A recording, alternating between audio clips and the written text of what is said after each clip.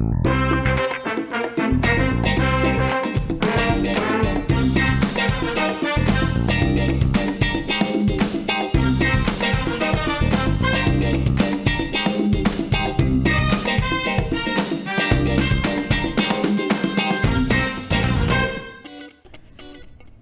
drama yang berlaku sepanjang minggu ini selepas PRU 15. Kalau PRU 14 dulu 4.30 tutup kedai, esoknya dah ada kerajaan.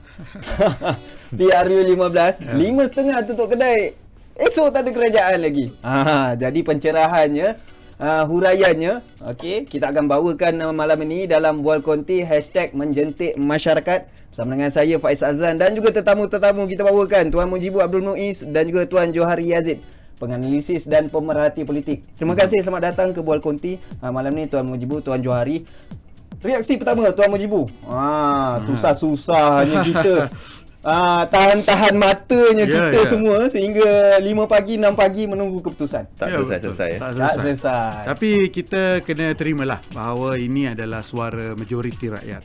Dan ini barangkali adalah satu yang luar biasa dalam politik Malaysia, tapi sudah dijangkakan. Memandangkan kita tidak setelah 15 kali buat pilihan raya, ini pertama kali kita ada keputusan hang parlimen, ya, di mana hang parlimen tu kalau dia hang sikit-sikit tu tak apa, ini hang besar ni. Betul. Kan, tak ada siapa yang cecah 112 parti, 12 kerusi, dan jarak di antara pemenang terbesar Pakatan Harapan dan juga Perikatan Nasional tu dibezakan dengan 9 kerusi.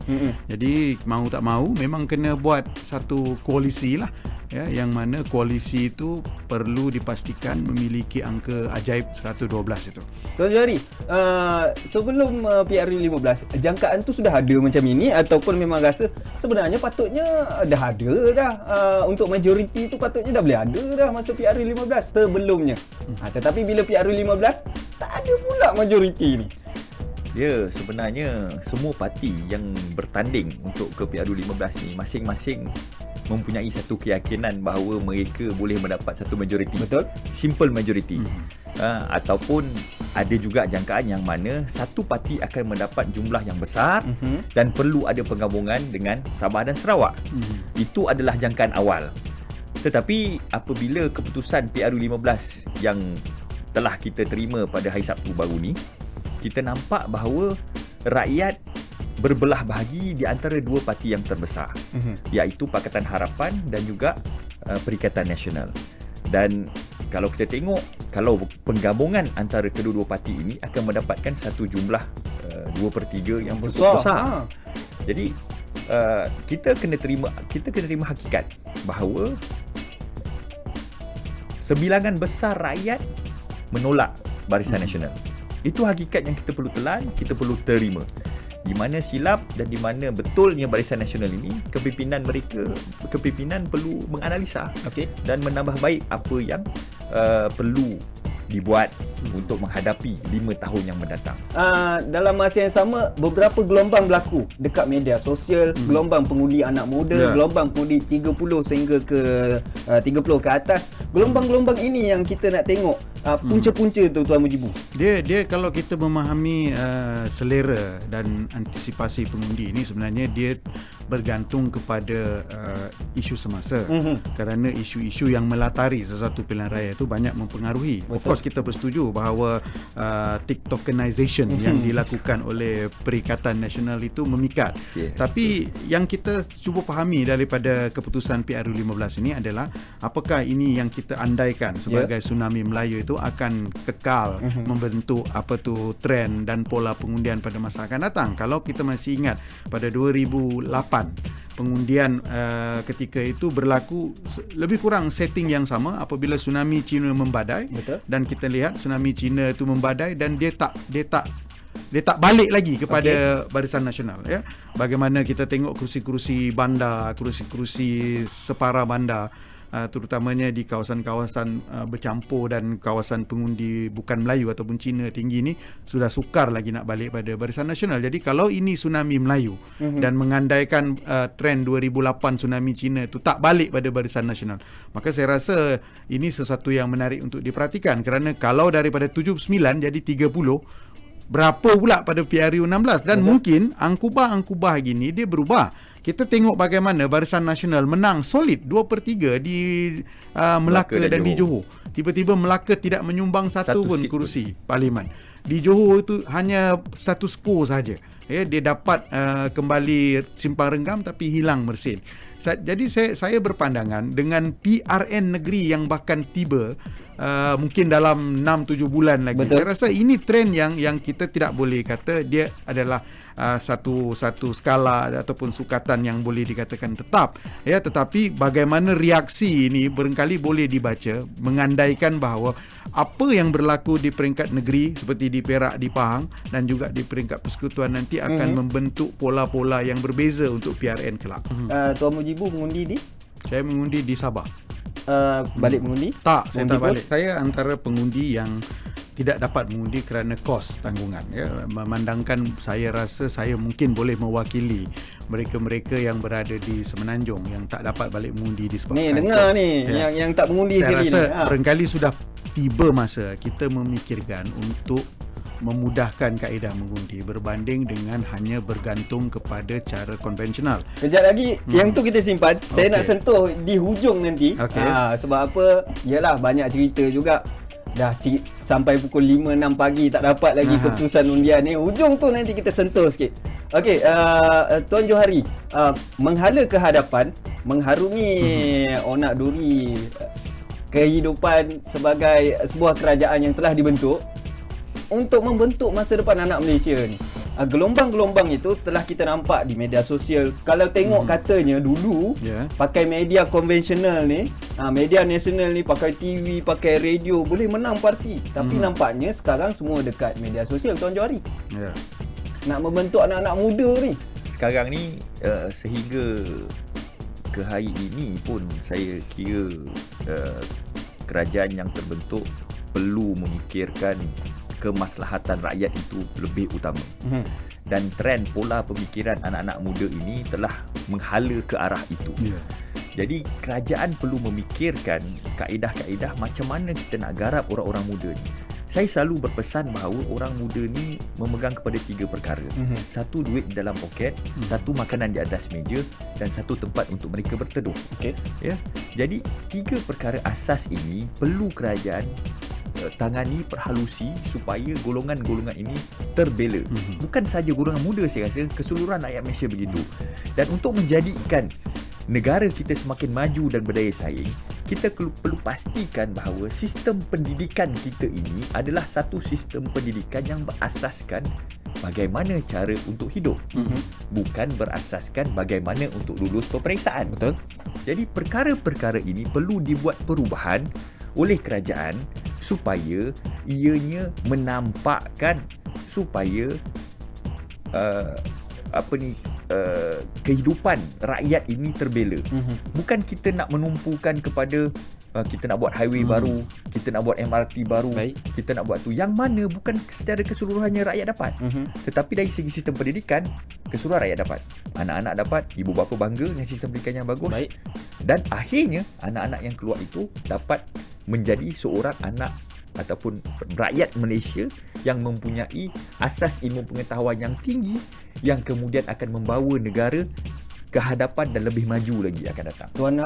Tuan Johari mengupas dari segi aspek pendidikan. Masuk dalam satu skop cerita mengenai pendidikan. Apa masalah sistem pendidikan kita sebenarnya, Tuan Johari? Ini kita nak tahu. Saya kena berterus terang. Saya ada 3 orang anak. Seorang baru masuk universiti, baru habis SPM. Ada lagi 2 orang yang masih bersekolah, seorang tingkatan 3, seorang darjah 3, darjah 4. So, sistem pendidikan Malaysia ini terlalu berteraskan kepada peperiksaan. Yang mana anak-anak dalam era sekarang ni, kita perlu membawa satu sistem pendidikan yang berteraskan kepada kehidupan. Contohnya, bagaimana cara pengurusan kewangan. Contohnya, bagaimana kita nak hidup dalam keadaan begini. Contohnya, apakah bidang-bidang yang tengah trending sekarang yang perlu kita garapkan kepada anak-anak kita.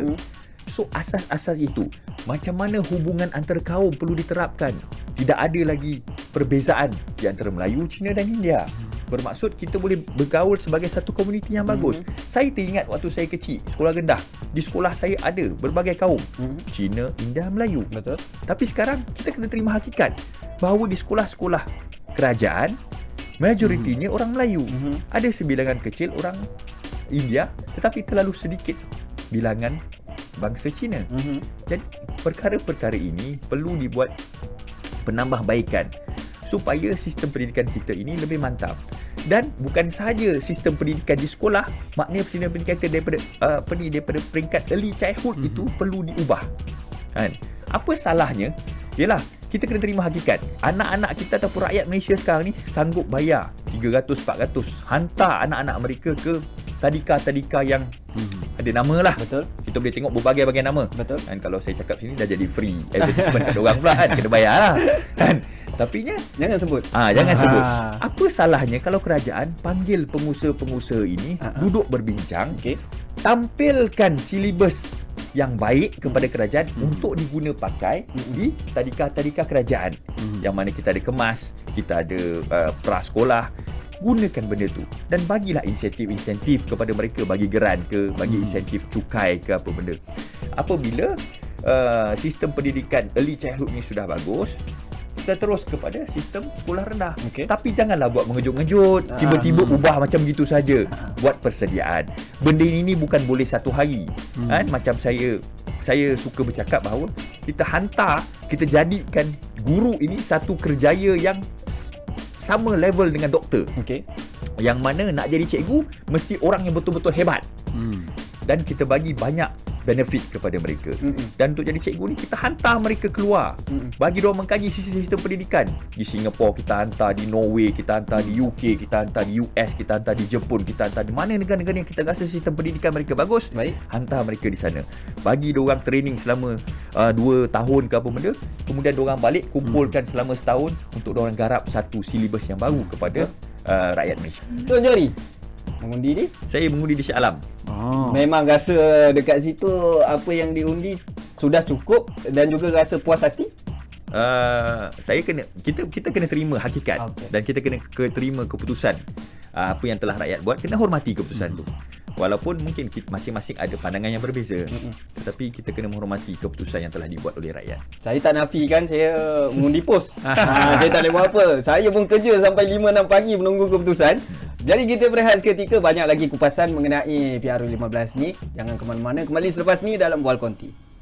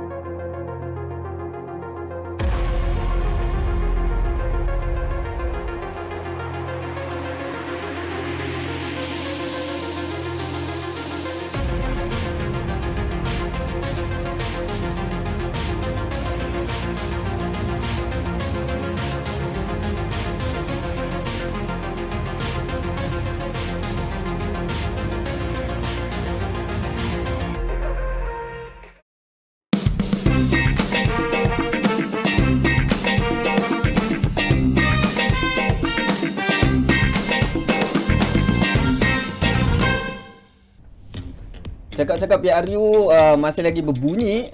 PRU 15 yang telah pun berlalu pada Sabtu yang lepas. Hari ini terus bersama dengan Tuan Mujibu Abdul Muiz dan juga Tuan Johari Yazid, cerita mengenai pasca PRU 15.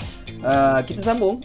Tuan Mujibu, perubahan ataupun hala tuju anak muda sudah jelas, terang, nyata lagi bersuluh. Mahukan perubahan dalam kerajaan secara total, bagaimana Tuan Mujibu? Ya, saya rasa kalau ini direfleksikan terhadap apa yang disuarakan di kotak undi pada Sabtu lalu, saya rasa kerajaan harus ikut, ataupun siapa juga yang bentuk kerajaan itu harus merefleksi itu.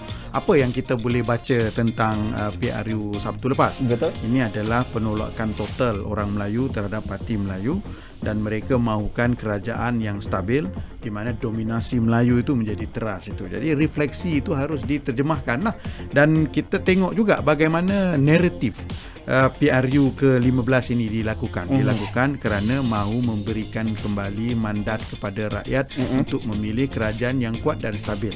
Maka saya rasa kalau kita tengok daripada kedua-dua kombinasi ini, kita mahu melihat kerajaan Melayu sudah tentulah Perikatan Nasional merefleksi kepada itu.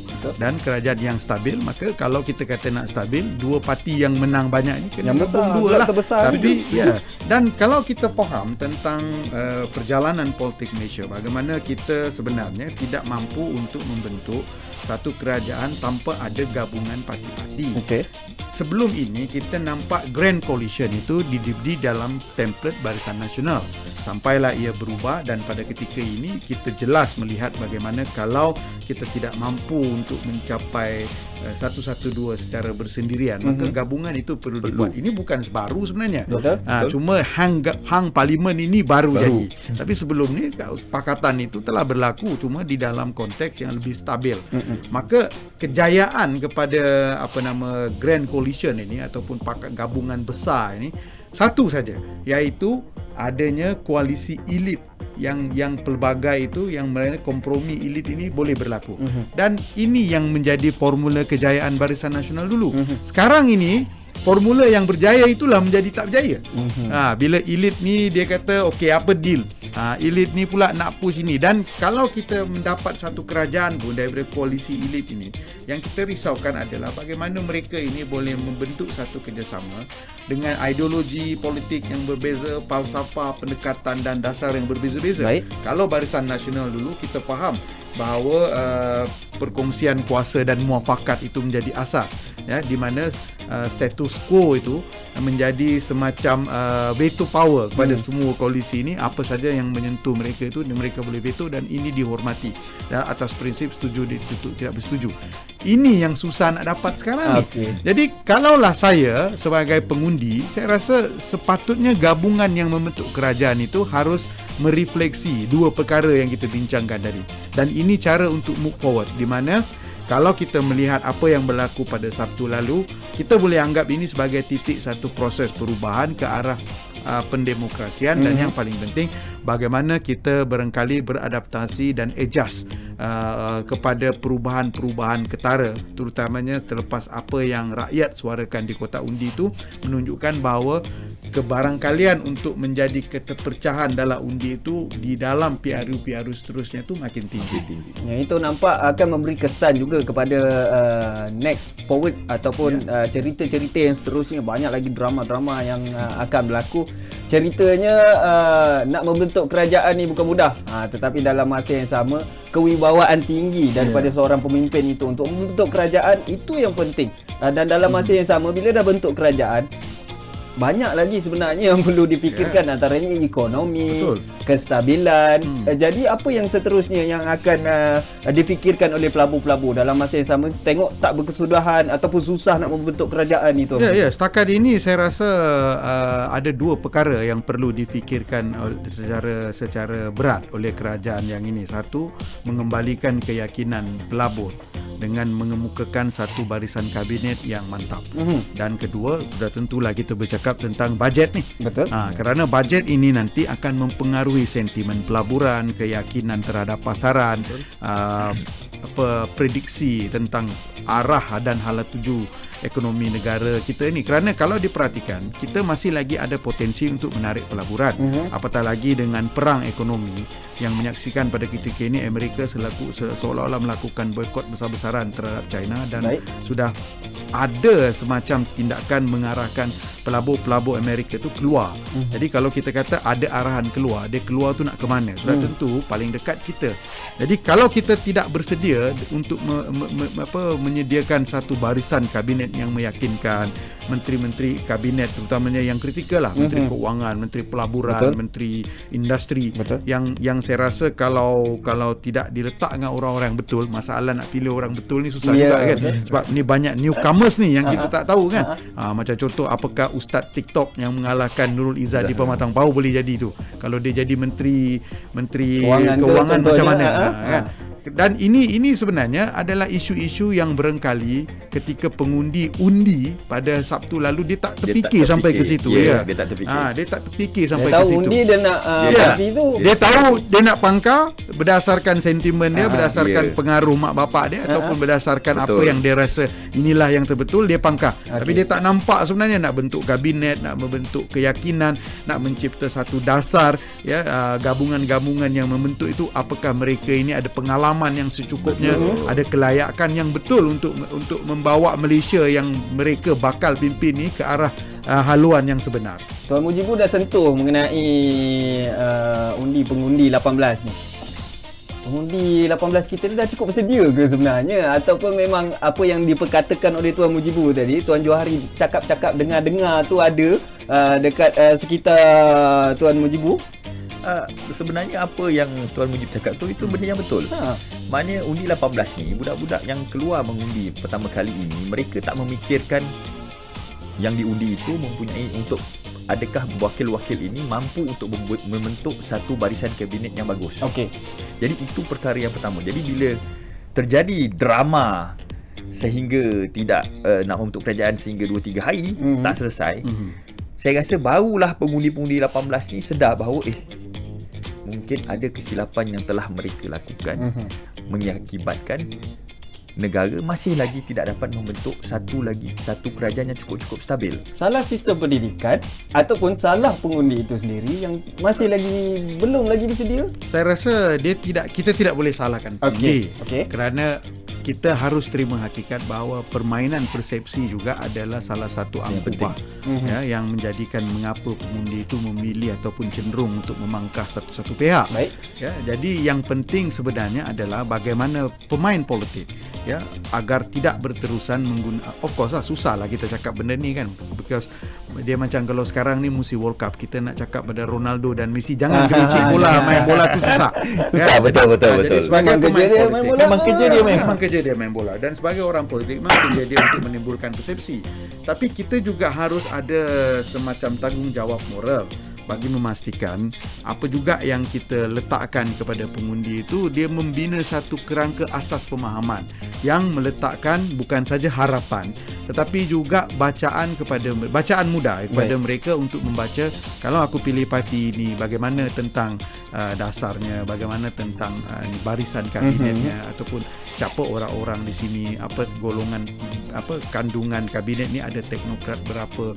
Sebab kita dalam konteks Malaysia, kita sukar untuk mendapat satu gabungan yang ideal, memandangkan syarat untuk menjadi menteri kabinet itu perlu dilantik menjadi mana-mana ahli di Dewan Parlimen, Dewan Negara atau Senator.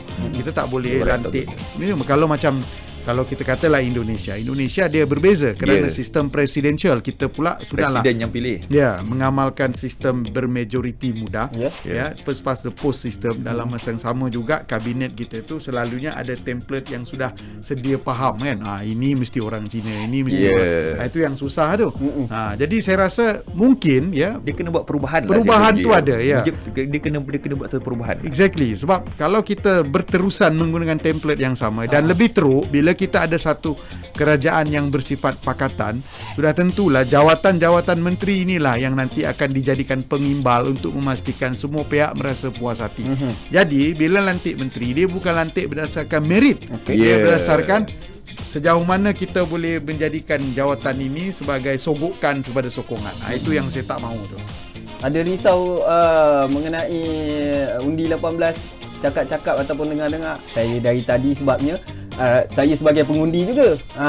So daripada lapangan tu kita bawa kepada fasa perbincangan. Dia sebenarnya pengundi 18 ni dia nak apa yang telah diterjemahkan di kotak undi itu direalisasikan. Saya setuju dengan menang setuju. Kalau kalah menang. Kalau menang lah. Dan diorang punya simple calculation is that arithmetic dia senang. Nombor 1, nombor 2 yang menang gabung boleh bentuk kerajaan. Go ahead. Jalan, hormati keputusan mereka, hormati keputusan rakyat. Jalan, bentuk kerajaan. Dan saya tak fikir mana-mana orang yang membentuk kerajaan, yang menjadi Perdana Menteri, yang menjadi Menteri Kabinet ingin melihat kehancuran negara. pasti dia orang akan membuat sesuatu untuk memastikan bahawa negara dalam keadaan yang baik, rakyat terjaga dan keharmonian negara di peringkat yang paling hebat sekali. Bukan salah TikTokers tau. Bukan salah TikTokers. Sebabnya itu semua juga parti-parti juga memainkan peranan. Calon-calon juga menggunakan media-media tersebut untuk memberikan informasi yang lebih untuk PRU Sabtu yang lepas. Tuan Mujibu, sebelum kita habis, cerita tadi mengenai pengundian. Dah tak relevan ke mengundi guna konvensional pangkah-pangkah ni? Dia sebenarnya tidaklah kita kata tidak relevan. Nak tunggu sampai 5-6 pagi keputusan tetapi tak ada kita sepatutnya memikirkan dengan pertambahan pengundi yang sangat signifikan daripada 14 juta jadi hampir 22 juta lah kalau 21 sampai santai. Ini baru PRU 15. PRU 16 kita menjangkakan pertambahan tu lebih tinggi. Jadi kalaulah kita tengok kaedah di luar negara di mana kaedah pengundian itu dipelbagaikan dengan mengekalkan cara pengundian konvensional, tetapi juga apa caranya pengundian secara email, meluaskan fungsi undi pos bagaimana kita bercakap tentang IR 4.0 tapi kita masih lagi mengaplikasikannya. Perkara-perkara ini ada penambahbaikan yang bagus yang dibuat oleh SPR, menambahkan saluran mengundi itu boleh pelbagai cara, menambahkan masa saluran, panjangkan saluran mengundi. Tapi kalau kita tengok daripada kaedah itu, dia masih lagi tidak menjawab keperluan bahawa pengundi terpaksa hadir secara fizikal di tempat mengundi yang mereka daftar, dan yang paling kesian kalau dia melibatkan kos. Kalau Sabah Sarawak ni kosnya sangat tinggi. Patah balik dari Semenanjung. Dia ada juga rakan-rakan kita yang terpaksa pulang ke Kelantan, pulang ke Perlis. Bayangkan satu hari itu juga yang banjir. Banjir terpaksa. Jadi saya rasa mungkin sudah tiba masa kalaulah dia ini barangkali melibatkan pindaan perlembagaan, maka mungkin boleh ubah perlembagaan. Kita sudah melihat kejayaan perubahan perlembagaan yang signifikan berlaku ketika mana kerajaan tak ada majoriti 2/3. Boleh buat kan? Satu. Kedua, mungkin ada loophole ataupun dalam kemampuan SPR itu sendiri yang barangkali tidak sampai memerlukan pindaan perlembagaan bagi membolehkan SPR untuk menguatkuasa. Sebagai contoh ketika COVID dulu kan, ada saluran khas, ada cara-cara SOP bagi itu. Saya rasa kalau ini dibolehkan, mengapa tidak kita memikirkan ini? Dan kalau ini berlaku, saya rasa pengundi itu peratusan mengundinya akan lebih tinggi, dan sudah tentulah refleksi sebenar suara rakyat itu benar-benar tercerna dengan keputusan yang keluar nanti. Kerana daripada 20 juta tu mungkin kalau kita pecah sampai 90%, itu sudah cukup perfect untuk negara. Ini yang sepatutnya difikirkan. Jadi kepada pengundi-pengundi, semua dah nampak PRU 15 dah selesai. Kepada pemimpin-pemimpin 5 tahun yang mendatang ni, fokus agenda membina negara, reformasi institusi itu perlu dilakukan. Malam ini kita semua inginkan satu perubahan total yang diinginkan oleh semua sekali rakyat Malaysia, yang menginginkan satu perubahan yang kita harapkan PRU 16 ni ada lagi perubahan besar yang akan mendatang. Terima kasih banyak kita ucapkan kepada Tuan Mujibu Abdul Muiz dan juga Tuan Johari Azid, penganalisis dan pemerhati politik yang sudi bersama mencerahkan lagi apa yang perlu diberitahu kepada penonton-penonton Bual Konti pada malam ini. Kita harapkan semuanya telah terjawab, tetapi juga ada perubahan dalam membina agenda dan memacu negara ke arah yang lebih baik. Terima kasih semua, sampai jumpa lagi dalam Bual Konti. Assalamualaikum warahmatullahi wabarakatuh. Terus bersama kita membina negara yang lebih baik.